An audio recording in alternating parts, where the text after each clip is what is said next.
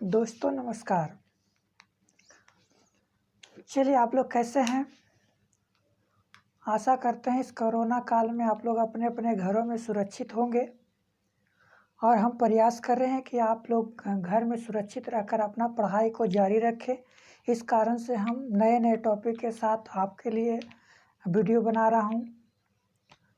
तो आप लोग को भी कुछ दायित्व बनता है कि हमारा वीडियो ज़्यादा से ज़्यादा शेयर करें एवं सब्सक्राइब करें, जिससे कि और भी लोगों को इस कोरोना काल में संकट में फ़ायदा हो सके। तो चलिए ठीक है, स्टार्ट करते हैं आज नए वीडियो की ओर। आज हम एक ज्योग्राफी का टॉपिक लिए हैं, चक्रवात और प्रति चक्रवात। इस चैप्टर से बहुत सारे क्वेश्चन हमेशा आते रहते हैं और यहाँ से हम देखेंगे कि और भी कौन कौन से क्वेश्चन आते हैं। और आज के बाद आपसे चक्रवात और प्रति चक्रवात से क्वेश्चन नहीं छूटेंगे। चलिए ठीक है, स्टार्ट करते हैं। चक्रवात और प्रति चक्रवात क्या होता है? तो चक्रवात और प्रति चक्रवात के बारे में जानने से पहले हमें वायुदाब के बारे में जानना होगा कि वायुदाब क्या होते हैं। क्योंकि चक्रवात और प्रति चक्रवात जो है कि वायुमंडलीय दाब पर निर्भर करता है। उसमें आपको मालूम होगा कि वायुमंडलीय दाब दो प्रकार के होते हैं, एक उच्च वायुदाब होता है, एक निम्न वायुदाब होता है। और यही वायुदाब के कारण उच्च वायुदाब और निम्न वायुदाब के कारण जब हवाएं आपस में टकराते हैं, उच्च वायुदाब और निम्न वायुदाब जब आपस में मिलते हैं तो हवाएं ऊपर उठने के साथ साथ गोल गोल घूमने लगता है और इससे गोल गोल घूर्णन को हम चक्रवात कहते हैं। तो चलिए पहले हम आपको वायुमंडल के बारे में जानते हैं। तो आप लोग को जानना है कि वायुमंडल क्या होता है। वायुमंडल पहले हमको देखना है कि वायुदाब जानने से पहले हमें जानना होगा कि वायुमंडल क्या होता है। तो हम कहेंगे पृथ्वी के चारों ओर बहुत सारे गैसीय आवरण पाए जाते हैं, जिससे हम उस गैसीय आवरण को वायुमंडल कहते हैं। और इस गैसीय आवरण के द्वारा हम लोगों पर हमेशा एक प्रकार की दाब डाली जाती है, यह दाब पड़ती है, उसे हम वायुमंडलीय दाब कहते हैं। आशा करते हैं आपको बुझा गया होगा कि वायुमंडलीय दाब क्या होता है। तो हम कहेंगे पृथ्वी के चारों ओर बहुत सारे गैसों का आवरण पाए जाते हैं, उसे वायुमंडल कहते हैं। और उस वायुमंडल के द्वारा वायुमंडल के हवाओं के द्वारा हम लोगों पर एक प्रकार की दाब डाली जाती है, उसे हम वायुमंडलीय दाब कहते हैं। अब देखते हैं कि वायुमंडलीय दाब जो होता है वो दो प्रकार के होते हैं। क्या क्या? तो हम कहेंगे एक होता है निम्न वायुदाब और एक होता है उच्च वायुदाब। तो हम बारी बारी समझेंगे कि निम्न वायुदाब क्या होते हैं और उच्च वायुदाब क्या होते हैं। आप लोग को मालूम होगा कि हमारा जो पृथ्वी है, पृथ्वी अलग अलग कटिबंधों में बटा हुआ है। अर्थात कहीं ज़्यादा गर्मी पड़ता है तो कहीं कम गर्मी पड़ता है। अगर हम बात करेंगे एक 0 डिग्री अक्षांश रेखा या कहेंगे भूमध्य रेखा से 5 डिग्री ऊपर और 5 डिग्री नीचे के अक्षांश में बहुत ज़्यादा गर्मी पड़ता है, जिसे उष्ण कटिबंधीय क्षेत्र कहते हैं, जिसे उष्ण कटिबंधीय क्षेत्र कहते हैं। अब आपको मालूम होगा कि अगर हवाएं गर्म होती है या कोई भी चीज़ें गर्म होती है तो गर्म होने के बाद वो हल्का हो जाती है और वो ऊपर उठने का प्रयास करती है। तो यहाँ पर कहेंगे कि पृथ्वी के आसपास की हवाएं जब गर्म हो जाती है तो गर्म होने के बाद वो ऊपर उठना शुरू कर देती है, जिससे पृथ्वी पर कम वायु दाब पड़ता है, यानी वायु का दाब कम पड़ता है। और इस क्रिया को हम निम्न वायु दाब कहते हैं। यानी जब हवाएं गर्म होकर ऊपर उठ जाती है तो पृथ्वी पर या हमारे भूपर्पट्टी पर कम दाब लगता है। इस घटना को हम निम्न वायु दाब कहते हैं। और जब पृथ्वी के आसपास ठंडा होता है या हवाएं ठंडी होकर भारी हो जाती है और वह पृथ्वी के सबसे निकट आ जाती है, जिसके कारण पृथ्वी के भूपरपट्टी पर या कहेंगे पटल पर या हम लोगों पर अधिक दाब डालती है और उस घटना को हम उच्च वायुदाब कहते हैं। यानी आपको यहाँ पर क्या होगा कि हवाएं गर्म होकर पृथ्वी के सतह के निकट आ जाएगा और पृथ्वी पर अधिक वायु के द्वारा अधिक दाब पड़ेगा, तो हम कहेंगे कि यहाँ पर उच्च वायुदाब हो गया। तो बात समझ में आ गया होगा कि निम्न वायुदाब क्या होता है और उच्च वायुदाब क्या होता है। अब जो किसी भी अगर मान लिया जाए कि यहाँ से हवाएं उठकर ऊपर चला गया, तो इस स्थान जो है कि आपको स्पेस खाली बच जाता है। तो क्या होता है कि यहाँ की ठंडी हवाएं इसको भरने के लिए इधर से इधर आने लगती है। पृथ्वी पर किसी भी चीज़ों को बैलेंस करना जरूरी है, तो कोई भी स्थान खाली नहीं रह सकता है। तो यह जब गर्म हवाएं ऊपर उठ जाती है तो ठंडी हवाएं क्या होता है, इसको भरने के लिए दौड़ पड़ती है। तो हम कह सकते हैं हवाएं जो चलती है उच्च वायुदाब से निम्न वायुदाब की ओर चलती है। ध्यान से रखना है कि हवाएं किधर से किधर चलती है, तो उच्च वायुदाब से निम्न वायुदाब की ओर चलता है। अगर अंग्रेजी में कहेंगे इसको तो लो प्रेशर कहेंगे और इसको हाई प्रेशर कहेंगे। तो हवाएं जो चलती है हाई प्रेशर से लो प्रेशर की ओर चलती है और इसी क्रिया पर हमारा चक्रवात या साइक्लोन काम करता है। चक्रवात को हम अंग्रेजी में साइक्लोन कहते हैं। तो चलिए अब हम समझते हैं साइक्लोन के बारे में, अर्थात चक्रवात के बारे में। तो चक्रवात क्या, हम पहले ही बताए कि चक्रवात क्या होता है। तो बहुत सारी हवाओं का मिश्रण ऊपर उठकर गोल गोल चक्कर लगाने लगती है, तो इस घटना को हम चक्रवात कहते हैं। तो वो मिश्रण हवाएं होती क्या है, तो एक गर्म हवा होती है और एक ठंडी हवा होती है।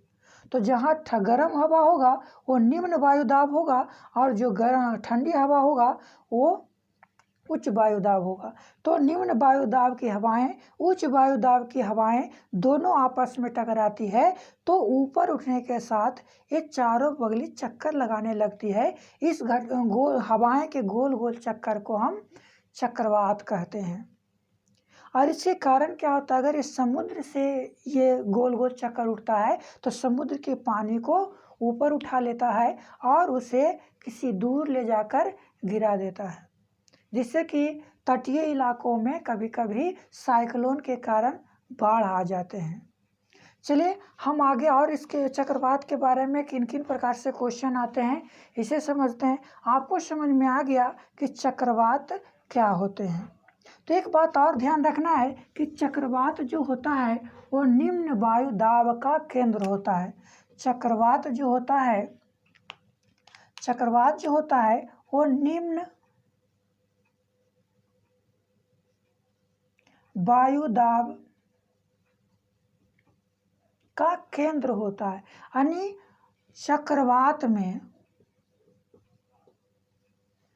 चक्रवात में जो केंद्र होता है, केंद्र में निम्न वायुदाब होता है और उसकी बाहरी लेयर में उच्च वायुदाब होता है। अगर मान लीजिए कि इस प्रकार से कोई चक्रवात चक्कर लगाते हैं तो इसके केंद्र में, अर्थात जहाँ से ये घूरना स्टार्ट होता है उसके केंद्र में लो प्रेशर अर्थात निम्न वायुदाब होते हैं और उसके परिधि की ओर हाई प्रेशर अर्थात उच्च वायुदाब होते हैं। अब आपको मालूम, हम बताए कि हवाएं जो चलती है वो हाई प्रेशर से लो प्रेशर की ओर चलती है। तो यहाँ भी हवाएं कहेंगे किधर से किधर चलेगी, तो बाहर से अंदर की ओर चलेगी, बाहर से अंदर की ओर चलेगी। तो आपसे क्वेश्चन आएगा कि चक्रवात में हवाएं किधर से किधर चलती है, तो हम कहेंगे कि बाहर से अंदर की ओर चलती है या परिधि से केंद्र की ओर चलती है। बहुत इंपॉर्टेंट यहाँ से क्वेश्चन आता है कि बताइए कि चक्रवात में हवाएं किधर से किधर चलती है, तो हम कहें हवाएं जो चलती है परिधि से केंद्र की ओर चलती है और इस कारण से इसे निम्न वायुदाब का केंद्र कहते हैं, यानी केंद्र में जो होता है निम्न वायुदाब होता है और उसकी बाहरी आवरण में उच्च वायुदाब होता है। इतना बात समझ में आ गया कि उच्च यहाँ पर चक्रवात जो होते हैं उसके केंद्र में कौन सा प्रेशर होता है, तो हम कहेंगे लो प्रेशर होता है, और उसकी बाहरी आवरण में कौन सा प्रेशर होता है, तो हम कहेंगे हाई प्रेशर होता है। तो आपको समझ में आ गया उच्च वायु यहाँ पर उच्च हवाएं जो चलती है चक्रवात में बाहर से अंदर की ओर चलती है। अब हम देखें जो इस प्रकार की जो चक्कर लगा रहा है क्या हमेशा एक ही दिशा में चक्कर लगाती है, तो हम कहेंगे नहीं। पृथ्वी के घूर्णन के कारण यह जो चक्रवात उत्पन्न होता है उत्तरी गोलार्ध में और दक्षिणी गोलार्ध में इसके घूरने की, इसके रोटेट करने की दिशा अलग अलग होती है। चलिए देखते हैं कि उत्तरी गोलार्ध में इसकी चक्कर लगाने की दिशा क्या होती है और दक्षिणी गोलार्ध में इसके चक्कर लगाने की दिशा क्या होती है। मान लेते हैं एक ग्लोब है और इसके बीचों बीच में जो अक्षांश रेखा होती है, आपको मालूम 0 डिग्री अक्षांश रेखा, इसी को कहेंगे भूमध्य रेखा या उसी को कहेंगे विषुवत रेखा। तो ऊपर वाला को हम उत्तरी गोलार्ध कहते हैं और नीचे वाला को हम दक्षिणी गोलार्ध कहते हैं। यानी ये हो गया उत्तरी गोलार्ध और ये हो गया आपको दक्षिणी गोलार्ध। तो हम कहेंगे जब चक्रवात उत्तरी गोलार्ध में उत्पन्न होगा तो उसकी हवाओं की गति किस दिशा में होगा, और दक्षिणी गोलार्ध में अगर उत्पन्न होगा तो उसकी हवाएं की दिशा कैसे होगा। तो यहाँ पर समझेंगे अगर उत्तरी गोलार्ध में अगर चक्रवात उत्पन्न होता है तो इसकी हवाएं घड़ी की सुई के विपरीत दिशा में चलती है। ध्यान से, उत्तरी गोलार्ध में चक्रवात की दिशा घड़ी की सुई के विपरीत दिशा में चलती है, अर्थात हम कहेंगे घड़ी इस प्रकार से इधर से इधर चलती है, लेकिन यहाँ पर जो होता है उत्तरी गोलार्ध में ये घड़ी की दिशा से विपरीत चक्कर लगाती है, अर्थात कहेंगे इस प्रकार से चक्कर लगाती है।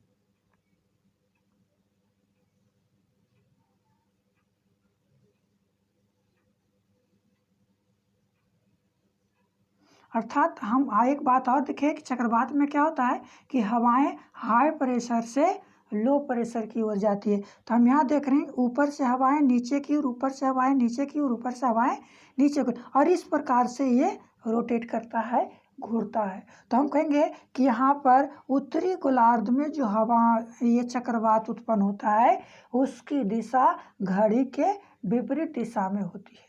लेकिन अगर दक्षिणी गोलार्ध की बात करेंगे तो यहाँ जो है कि क्लॉकवाइज घूरती है, यानी घड़ी के दिशा में घूरती है। यहाँ पर क्या होगा कि घड़ी की दिशा में, और यानी दक्षिणी गोलार्ध में अगर से क्वेश्चन आएगा कि चक्रवात की दिशा क्या होती है तो हम कहेंगे कि घड़ी की दिशा में होती है।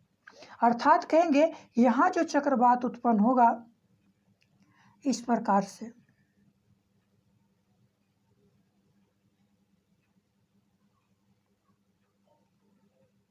सॉरी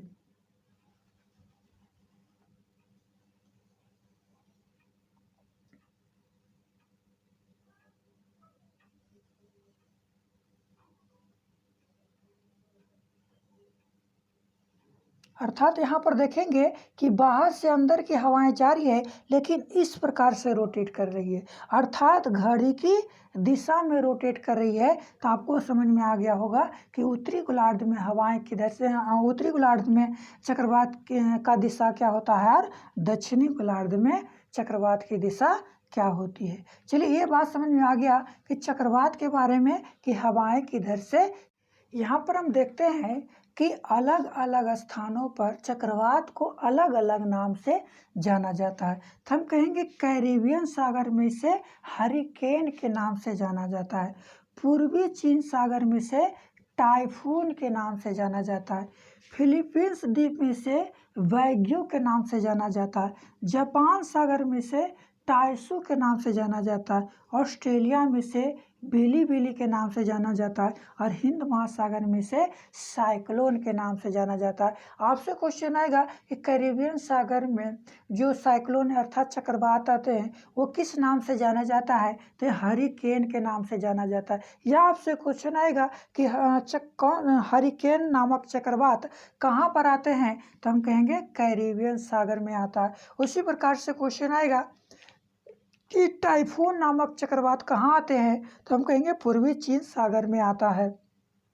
तो इस प्रकार से यहाँ से क्वेश्चन पूछे जाते हैं कि साइक्लोन कहाँ पर आते हैं, तो हम कहेंगे साइक्लोन कहाँ का चक्रवात का नाम है, तो हम कहेंगे हिंद महासागर का। बहुत बार क्वेश्चन आया है कि बिली बिली नामक चक्रवात कहाँ पर आते हैं, तो हम कहेंगे ऑस्ट्रेलिया में आता है। तो ये तो आप बात समझ में आ गया कि साइक्लोन को अलग अलग स्थानों पर अलग अलग नाम से जाना जाता है। अब हम कहेंगे कि साइक्लोन अर्थात चक्रवात मुख्यतः दो प्रकार के होते हैं।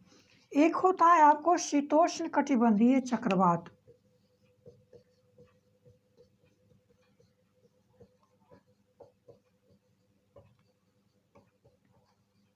और एक होता है आपको उष्ण कटिबंधीय चक्रवात।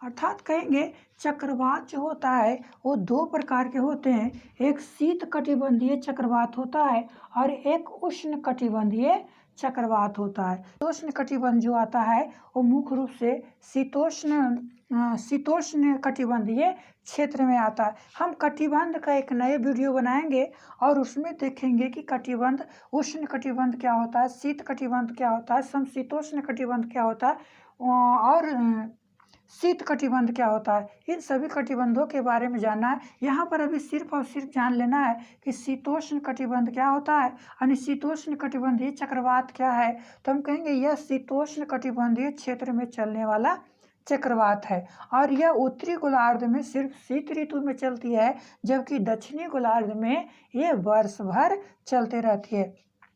अब हम कहेंगे उष्ण कटिबंधीय चक्रवात क्या है, तो उष्ण कटिबंधीय चक्रवात जो चलती है वो 5 डिग्री अक्षांश से लेकर के 30 डिग्री अक्षांश यानी दोनों गोलार्धों में 5 डिग्री अक्षांश से लेकर के 30 डिग्री अक्षांश यहाँ पर कहेंगे और यहाँ पर कहेंगे, यानी 5 डिग्री से 30 डिग्री और दक्षिणी गोलार्ध में भी 5 डिग्री से 30 डिग्री अक्षांश के बीच ये उष्ण कटिबंधीय चक्रवात चलते हैं। और ये उष्ण कटिबंधीय चक्रवात जो मुख्य रूप से जो चलती है वो अधिकांशतः पूर्वी चीन सागर में, पूर्वी चीन सागर में, कैरिबियन सागर में,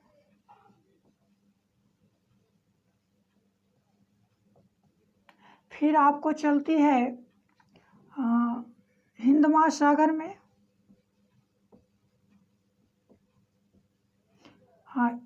फिलीपींस द्वीप में। इन सभी स्थानों पर आपको उष्ण कटिबंधीय चक्रवात उत्पन्न होते हैं। ये आपको समझ में आ गया होगा कि चक्रवात क्या होता है। अब हम आगे चलते हैं प्रति चक्रवात। तो प्रति चक्रवात जानने, अगर चक्रवात जान लिए तो प्रति चक्रवात जानना कोई कठिन काम नहीं है। तो प्रति चक्रवात का मतलब हो गया चक्रवात का उल्टा, यानी चक्रवात के उल्टा को हम प्रति चक्रवात कहते हैं। यानी यहाँ जो वो चक्रवात में जिस प्रकार से हवाएं चलती थी उसके विपरीत यहाँ पर हवाएं चलेगी। तो प्रति चक्रवात क्या होते हैं, प्रति चक्रवात। तो हम कहेंगे प्रति चक्रवात में जो है कि ये जो क्या होता है तो हाई प्रेशर का केंद्र होता है। चक्रवात में क्या था, निम्न वायुदाब का केंद्र था, लेकिन प्रति चक्रवात में क्या होता है कि उच्च वायुदाब का केंद्र होता है। यानी यहाँ पर से अगर इस प्रकार से साइक्लोन आता है तो यहाँ पर हाई प्रेशर होगा और ऊपर में लो प्रेशर होगा। तो आपको मालूम है जब यहाँ पर लो प्रेशर, यहाँ पर हाई प्रेशर, तो हवाएं किधर से किधर चलेगी, तो हम बताएं हवाएं जो चलती है हाई प्रेशर से लो प्रेशर की ओर चलती है। तो यहाँ भी हवाएं जो चलेगी अंदर से बाहर की ओर चलेगी, अर्थात केंद्र से परिधि की ओर चलेगी। आपसे क्वेश्चन आएगा कि प्रति चक्रवात में हवाएं किधर से किधर चलती है, तो केंद्र से बाहर की ओर चलती है, न केंद्र से परिधि की ओर चलती है।